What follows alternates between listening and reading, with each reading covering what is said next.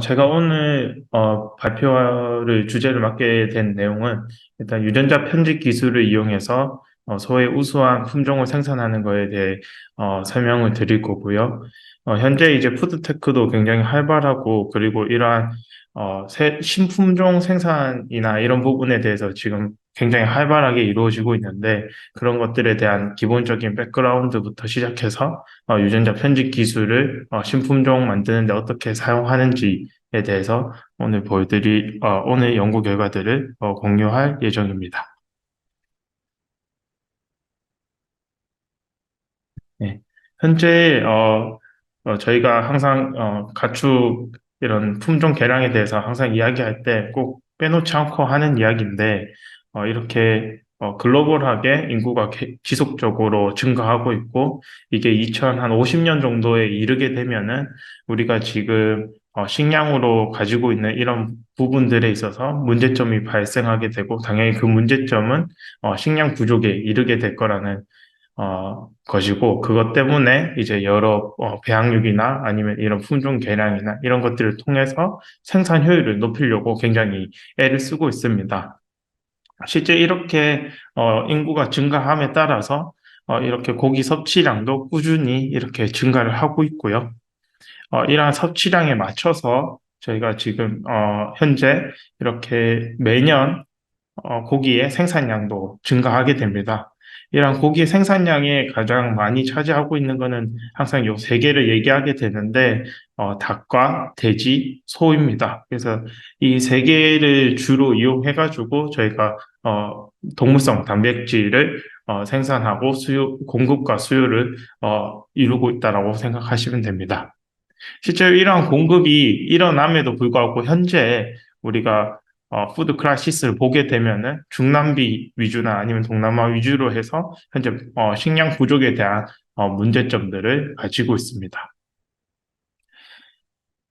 이러한 현상들이 이제 소에서 보게 되면은 소 같은 경우에는 소의 산업 같은 경우는 초기에 이제 1850년도에는 50년도부터 꾸준히 이제 1900 초중반까지 이 농장의 개수가 꾸준히 증가하였고 그 이후로부터는 농장의 개수는 줄어들고 규모는 커지는 방향으로 해서 그 소의 산업은 이러한 변화를 가졌습니다.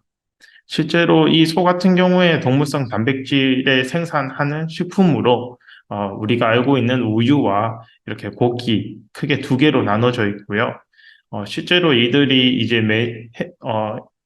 이제 과거로부터 현재까지 오면서 얼마만큼의 개량이 이루어졌는지를 생산량을 통해서 보게 되면은 실제 이 사육두수는 이제 현재로 오면서 점점 줄어들지만 이 우유의 생산량은 꾸준히 늘어나는 것을 볼 수 있고요.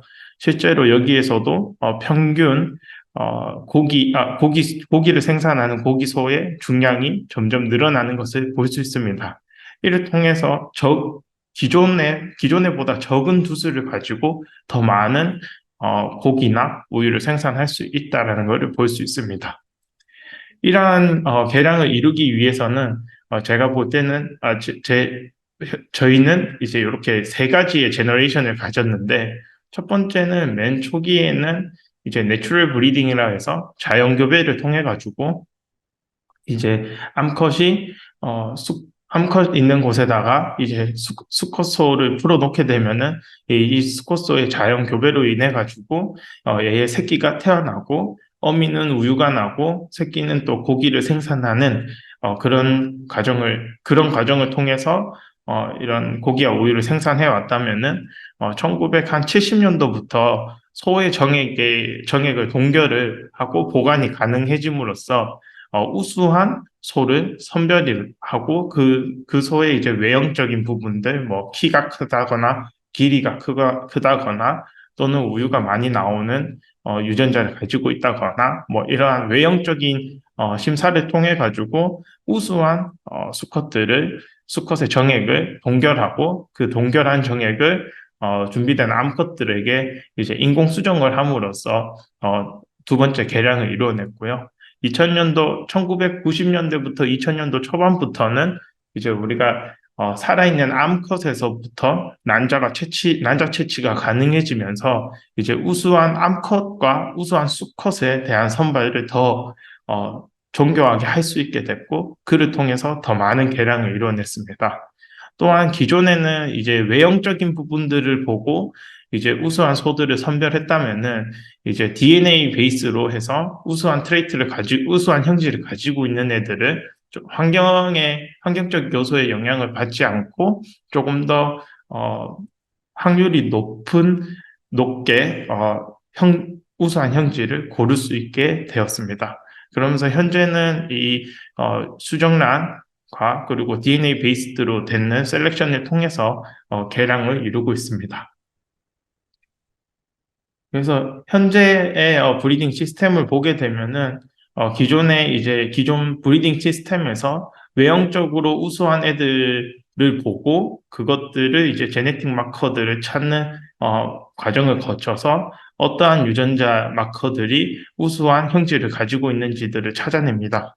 그래서 이렇게 우수한 개체들을 선별을 한 다음에 이 우수한 개체끼리 수정란을 만들든 아니면 그 교배를 통해 가지고 그 다음 세대에 더 나은 소를 생산하려고 이 방법을 많이들 이용하고 있고요. 현재 또한 이제 유전자 편집이라는 기술이 가능해지면서 예를 들면은 이 A라는 소가 가지고 있지만은 B라는 소는 절대 가질 수 없는 형질이 있다면은 그 형질을 이제 유전자 편집을 통해 가지고 두 개의 형질을 동시에 가질 수 있게 할 수 있는 해서 새로운 품종을 생산하는 데에 유전자 편집 기술을 이용을 하고 있습니다. 진 엔지니어링에 대한 역사를 보게 되면은 1972년도에 우리가 리콤비네이션 벡터들을 생산하고 이 벡터들을 바이러스 패킹이 가능해지면서 진 엔지니어링이 이루어졌다라고 보시면 되고요. 이 초기에는 이런 호몰로거스 리콤비네이션까지 포함해가지고 우리가 지놈에다가 넣게 되면은 특정 사이트가 아닌 이제 지놈에 랜덤하게 인테그레이션이 돼서 우리가 관심 있어 하는 유전자들을 이렇게 지놈상에 삽입을 할 수 있게 됐고요. 2008년도부터 징크핑거나 탈렌 그리고 현재 이제 크리스퍼-cas9까지 해서 유전자 가위가 1세대부터 3세대까지 만들어지면서 이러한 유전자 가위는 이제 유전자상의 더블 스트랜드 브레이크를 우리가 원하는 사이트에 일으키게 되고 DNA 리페어 시스템인 이제 non homology end joining과 또는 이제 homology direct repair를 통해 가지고 우리가 원하는 돌연변이를 일으킬 수 있게 되었습니다. 또한 이러한 기술들에 더불어 가지고 형제전환 소를 생산하는 대표적인 방법은 이렇게 두 가지가 있는데 하나는 소마틱 셀 베이스로 하게 되는 겁니다. 흔히 이제 체세포 복제소 뭐라고 했을 때 이러한 기술들을 이용을 한 거고요. 실제로 어, 특, 특정 개체에서의 체세포를 분리한 다음에 그 체세포에서 우리가 원하는 진 엔지니어링을 하게 됩니다. 그러면 이제 우리가 원하는 형질을 가진 핵을 만들게 되고요. 이 핵을 기존에 이 도너 그 난자 공여체를 받아서 이 공여체에서 핵을 제거한 다음에 이 체세포에 핵을 넣어서 우리가 원하는 개체를 이렇게 만들어내는 방법이 있고요. 이 방법 같은 경우에는 1990년대 후반에 발견이 됐고 현재까지도 조금 활발하게 이용이 되고 있습니다. 그리고 두 번째는 엠브리오 베이스드로 이제 엠브리오에다가 이 수정란에다가 다이렉트하게 유전자 편집을 유전자 엔지니어링을 하게 되는 건데 이제 수정 이후에 이 수정란에다가 바이러스 인펙션이나 아니면 외부 유전자를 넣어준다거나 아니면 전기 총국법을 통해서 외부 유전자를 넣어주는 방법을 통해서 유전자 편집을 하는 거고 이런 방법을 통해서 만들어진 수정란을 또 수란후에 넣어서 해당 개체를 생산하는 방법이 있습니다. 이 방법 같은 경우에는 1980년도 후반부터 이용이 됐지만 효율이 굉장히 낮아서 이용이 되고 있지 않다가 최근에 이제 크리스퍼 캐스9이 등장하면서 그 기술과 같이 접목해서 활용함으로써 굉장히 현재는 효율이 많이 올라가 있고 현재 소를 생산하는 방법에 있어서도 이런 복제 기술보다는 엠브리오 다이렉트하게 뭔가 유전자 엔지니어링 하는 것들에 대한 방법을 많이 이용을 하고 있습니다. 이렇게 만들어진 genetically engineered 소 같은 경우에는 여러 이제 인더스트리 필드에 이용이 되게 되는데 보통 이러한 소들을 편집하는 이유로는 이렇게 세 가지 정도가 있게 됩니다. 뭐 이 A와 B는 거의 비슷한 목표인데요. A 같은 경우에는 실제로 이 소의 생산성을 높일 수 있는 열 스트레스를 덜 받게 한다거나 아니면 실제 고기량과 우유량과 또는 우유에 포함되어 있는 알러지를 제거한다거나의 프로덕티브와 관련되어 있는 유전자들을 편집하는 것이고요. 두 번째는 현재 뭐 럼피스킨이나 아니면 올해 구제역 같은 그런 질병들이 많이 발생해서 이렇게 폐사를 하게 되면은 결국에는 국가 수준에서 봤을 때는 또 큰 손실이 일어날 수 있습니다. 그래서 이제 그러한 질병에 대한 저항성을 가지는 개체들을 우리가 유전자 편집을 함으로써 만든다거나 세 번째는 기존 산업과는 조금 다른 이제 뭐 우유에서나 아니면은 동물에서 이제 의학적으로 사용될 수 있는 메터리얼을 만드는 좀 또 다른 이제 고부가 가치 사업을 이용할 수 있다라는 점이 장점입니다. 하지만 이러한 장점에도 불구하고 치명적인 좀 단점이 있는데 여튼 이 소가 한 마리가 성성숙이 되는데 약 한 14개월 정도 걸리고 그리고 실제 이러한 소들이 분만까지 기다리는데도 약 9개월 정도가 걸립니다. 그래서 약 한 2년 가까이의 기간이 지나야지 우리가 원하는 결과들을 볼 수 있기 때문에 굉장히 좀 리스크가 크고요. 또한 이제 마우스나 설치류처럼 뭐 이렇게 우리가 손으로 치울 수 있는 그런 공간이 아니라 굉장히 큰 공간이 필요하고 그리고 이 큰 공간을 정리하기 위해서 여러 중장비들도 필요하기 때문에 유지 보수비가 많이 든다는 단점도 있습니다.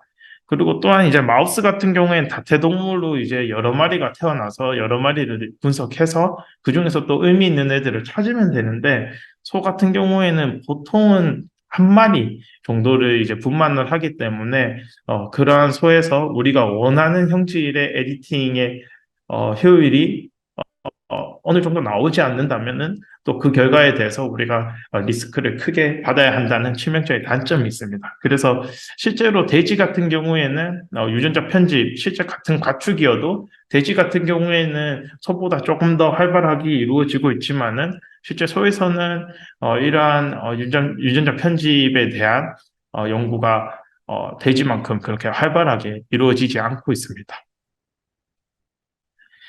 첫 번째로 제가 소개해 드릴 유전자는 MSTN이라는 유전자인데요. 이 MSTN 유전자는 실제로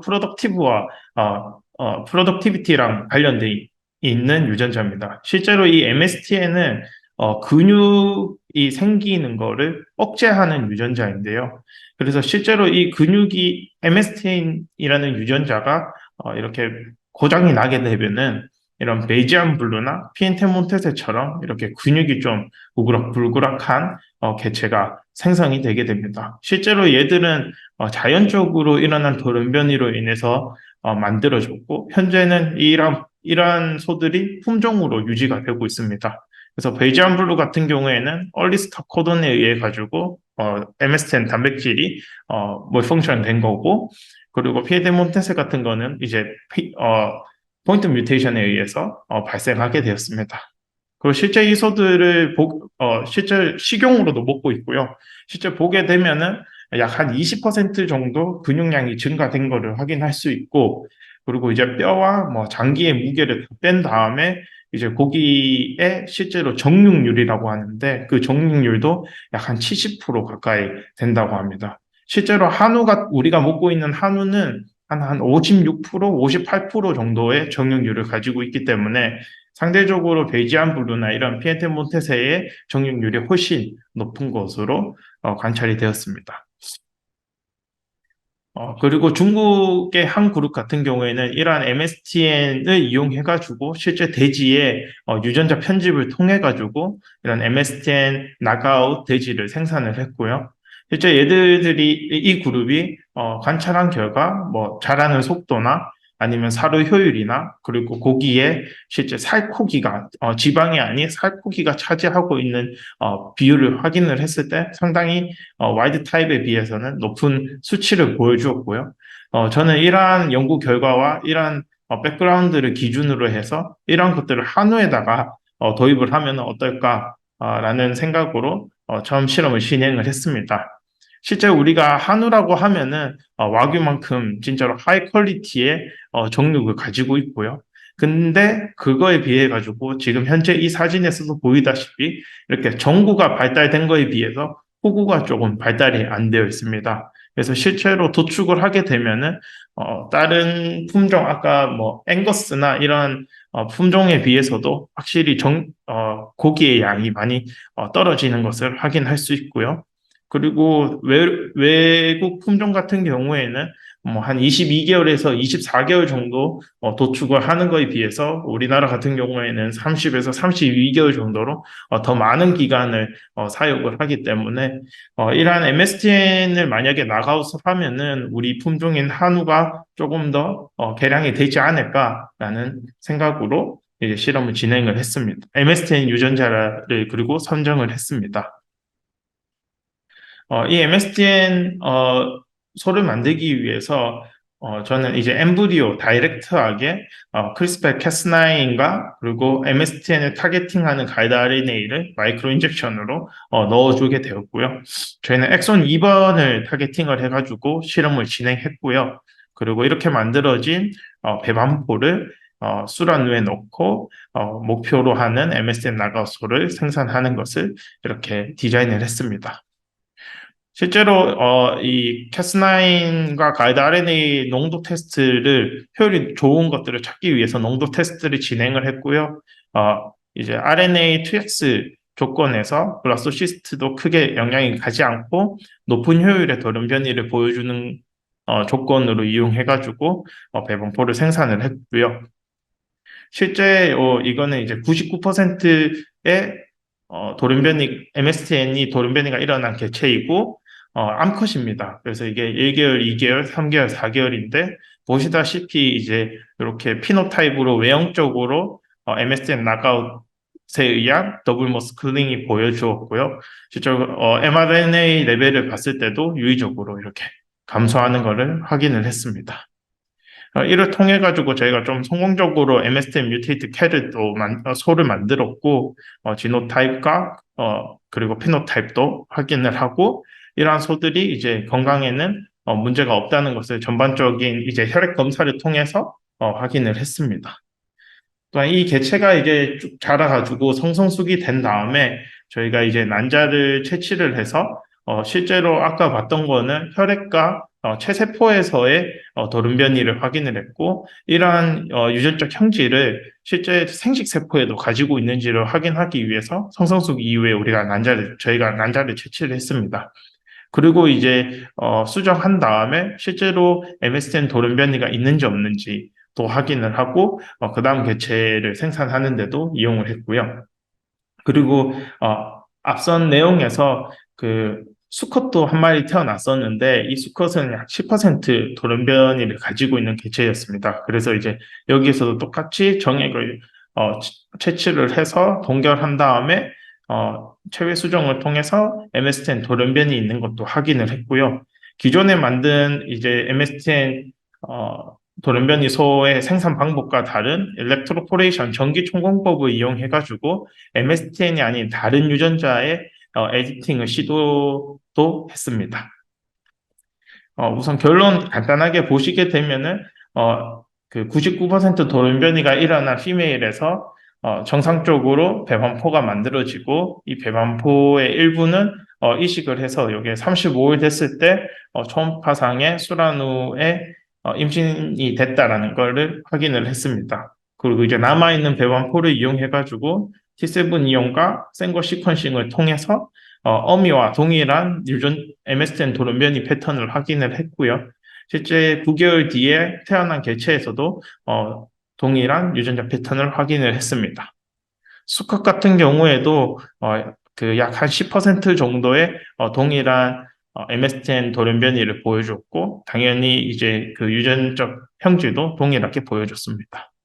그리고 추가로 저희가 일렉트로포레이션 통해서 PRNP 돌연변이를 유도한 거에서도 다양한 유전자 패턴들도 보여주고 정상적으로 MSTN 이외에 추가적인 에디팅도 가능하다라는 것을 보여주었습니다. 현재 이 소는 이제 무럭무럭 자라서 현재 한 43개월 정도의 3개월령 정도 됐고요. 저희가 한 20개월령 정도 됐을 때 일부의 근육 조직을 채취를 해서 히스톨로지를 봤을 때 와일드탑에 비해서 이제 마이오 파이버들이 조금 더 있는 것들을 관찰을 했고 실제로 이 근육 조직의 픽셀 자체가 굉장히 와일드 타입에 비해서 작다는 것을 확인을 했습니다. 그리고 그 근육 세포를 우리가 분할을 시켰을 때 와일드 타입보다도 더 빠르게 이렇게 분화가 이루어지는 것들을 확인을 했습니다. 그 다음에 이제 오늘 사실은 이 논문으로 이제 연차를 강의를 하게 됐는데 실제로 이제 이 논문 같은 경우에는 아까 전에 앞에 보여줬던 이제 일렉트로포레이션이라는 전기 총공법을 통해서 앞선 거는 유전자 하나를 에디팅하는 거고 이거는 유전자 두 개를 동시에 크리스파 캐스9 시스템을 이용해가지고 더블 나가웃 소를 생산하는 것을 보여주는 논문입니다. 우선 유전자 선정에 있어서 저희는 이제 베타락토글로불린이랑 이제 프리온 프로틴인 PRNP 두 가지를 선택을 했는데 우선 베타락토글로불린 같은 경우에는 우유의 웨이 프로틴에 굉장히 많이 차지하고 있고 실제로 우유 프로틴 중에서 약 10% 정도 차지를 하고 있습니다. 하지만 이 베타락토글로불린이 일부 사람들에게서 알러지 반응을 일으키는 거에 알려져 있어서 최종 이러한 유전자를 제거를 하게 되면은 알러진의 원인을 제거를 할 수 있고 이를 통해서 우리가 알러지 프리 밀크를 만들 수 있을 거라고 가설을 해서 이제 BAG를 타겟팅을 했고요.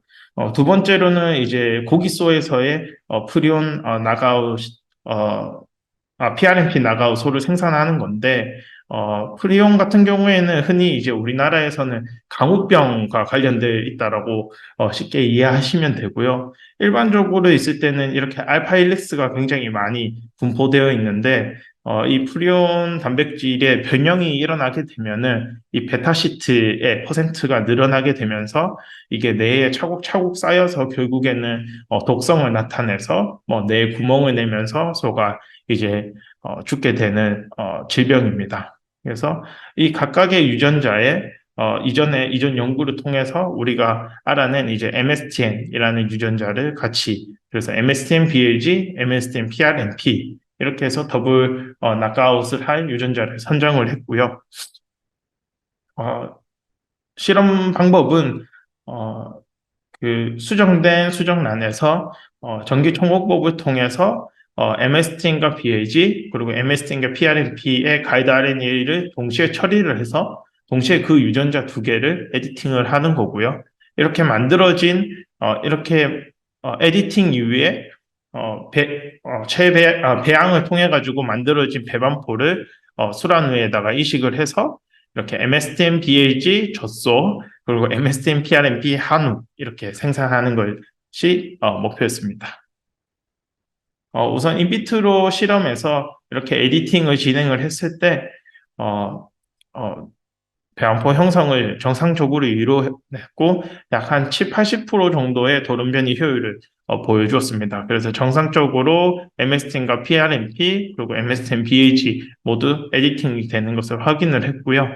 이렇게 만든 조건을 통해 가지고 수란후에 이식을 했고 총 MSTN PRNP 같은 경우에는 4마리를 생산을 했는데 인비트로 실험과는 조금 다르지만은 4마리 중에서 한 마리가 더블 나가웃을 보여주었고요. 아래 사진이고 실제로 피노타입에서 이렇게 근육이 조금 더블 머스클링 되는 것들을 확인할 수 있었고, 그 젖소에서는 MSM BAG 개체가 약 6마리가 태어났고, 그 중에서 2마리를 제외하고는 어, 두 유전자에서 돌연변이가 모두 관찰이 되었습니다. 우선 MSTM, PRNP 소 같은 경우에는 MSTM 같은 돌연변이는 굉장히 높은 효율로 나타났으며 유전자 패턴을 보게 되면은 뭐 12 베이스 페어와 12 베이스 페어 플러스 3 베이스 페어의 딜리션을 보여줬고 PRNP는 7 베이스 페어, 7 베이스 페어 정도의 돌연변이 패턴을 보여줬습니다. 그리고 이 세포 소마틱 셀들을 모아가지고 저희가 실제 프라이머리를 해서 더블 뮤테이션이 일어났는지 안 일어났는지를 싱글셀 레벨에서 좀 확인을 했었고, 조금, MSTM PRNP 결과에서 봤을 때는, 이 더블 뮤테이션이 총 37개 콜로니 중에서 1개만 이렇게 관찰이 되었습니다. 그리고 젖소 같은 경우에는 저희가 확인을 했을 때 MSTN 같은 경우에는 12 베이스 페어, 1 베이스 페어, 25 베이스 페어 이런 유전자 패턴을 보여줬고 BAG 같은 경우에 굉장히 다양한 유전자 돌연변이 패턴을 보여주었습니다. 이 개체 이 MSTN BAG 소도 동일하게 이제 싱글셀 레벨에서 우리가 더블 뮤테이션율을 확인을 했었는데, 이거는 이제 앞에 한우와는 다르게, 더블로 이제 에디팅 되는, 효율이, 굉장히 좀 높게 이렇게 관찰이 되었습니다. 네. 결과로는 저희는 이제 MSTM 뮤테이트 캐리를 이제 캐스9 시스템으로 사실 최초로 처음에 생산을 했고요. 이러한 기술을 기반으로 해서 또 일렉트로포레이션과 캐스9 RNP 시스템을 통해서 더블 진 에디티드 캐리를 성공적으로 생산을 했습니다. 현재 저희가 퍼더 스터디로 이렇게 더블 나가웃 되는 개체의 퓨어 브리드를, 그러니까 호모자이고스 뮤테이션 소들을 생산하기 위해서 지속적으로 번식을 통해서 점라인을 내리고 있는 중이고요. 또한 이런 것들이 결국 나중에는 식품으로나 저희가 사람의 섭취를 해야 되는 일들이 발생하기 때문에 그 이전에 세이프티 이슈들을 확인하기 위해 홀지놈 시퀀싱을 통해서 뭐 카스9이나 가이드 RNA 아니면 오프 타겟과 같은 뭐 외부의 유전자들이 혹시나 소의 지nom상에 들어가지 않았는지에 대한 부분들을 확인을 할 계획이고요. 또한 이제 저희가 나가웃을 했기 때문에 중간에 유전자 발현이 이제 멈추게 됩니다. 그러면 이제 그 중간에 멈춘 그 프로틴이 혹시나 알러지 반응을 일으키진 않을지에 대해서 이제 알러지 테스트들을 이제 진행을 할 계획이고요. MSTN 같은 경우에는 이제 제일 중요한 거는 이제 사료 효율이 굉장히 올라갔는지 감소했는지 뭐 이런 부분들을 조금 더 많은 개체를 만들어서 확인을 할 계획에 있고요. 또한 이제 BAG 같은 경우에는 현재 이제 내년에 이제 우유가 나오게 되는데 그 우유가 나오면은 실제로 베타락토글로불린의 나가웃으로 인해서 일어나는 우유의 컴포지션이나 뭐 이런 부분들을 추가로 확인하려고 합니다. 네, 발표는 여기까지고요. 경청해 주셔서 감사합니다.